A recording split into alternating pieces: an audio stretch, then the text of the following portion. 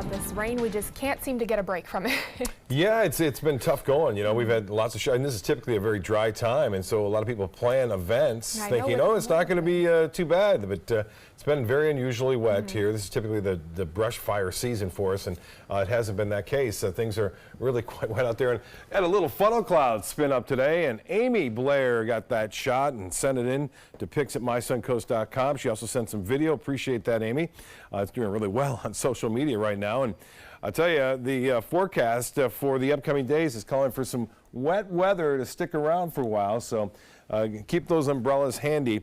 You're going to need them. Let's get to the maps and show you right away. I want to get to the GFS model. This is Friday now. I'm going to take you through time with this tropical low that possibly could develop. The GFS has seen this thing for about a week and a half now. We've been tracking it, but it is not going to be nearly as intense as it was projected. Now, this is the latest forecast.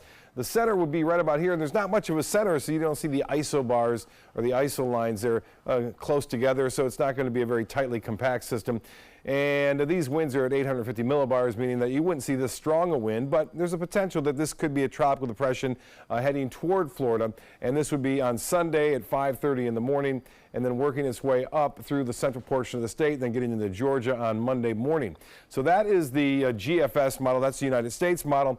And then here comes the European model. Different scenario. This is at Friday, again, pushing through time there Friday morning, and then at 11 o'clock at night on Friday, the low right here. We'd still be on the right side of the system, so we'll still see that draw of moisture our way. And then the European has it going in toward, looks like Louisiana and eventually Mississippi. But still, we would be on the right side, which would mean we get a lot of rainfall here, regardless of which way the system goes. And May hurricanes, they're around. We get one every 6 years. One shows up before the season starts, and there's all the storms from 1851. So you can see we've had a few in May, and it looks like we may have another one.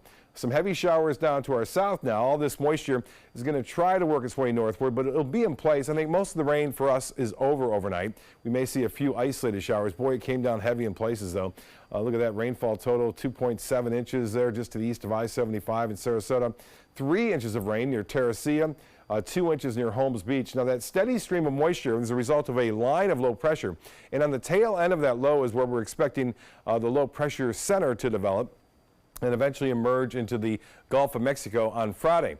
And with that, it looks like it will bring us a good chance for showers and thunderstorms on Saturday and continuing possibly on into Sunday. But the forecast tomorrow looks good for drive time in the morning, and then showers developing in the afternoon again and in the evening. Some of those storms could be heavy at times. Like we saw today, some isolated areas could see up to 2 inches of rainfall in just a short period of time. Now we'll take you from Wednesday and go on with the rainfall as it is depicted by the European forecast model, showing a good chance for showers and storms on Friday afternoon, and then on Saturday, a good chance for more rainfall.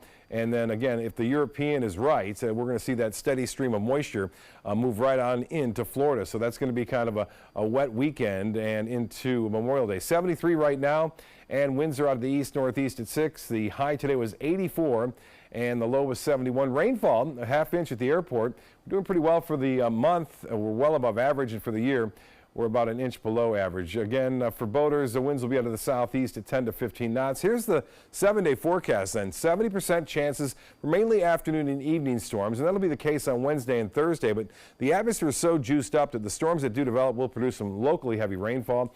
And then we'll be watching the tropics very closely Friday, Saturday, and even into Sunday, which could be pretty wet, especially on Saturday and into Sunday morning. Jacqueline? All right, Bob, thank you.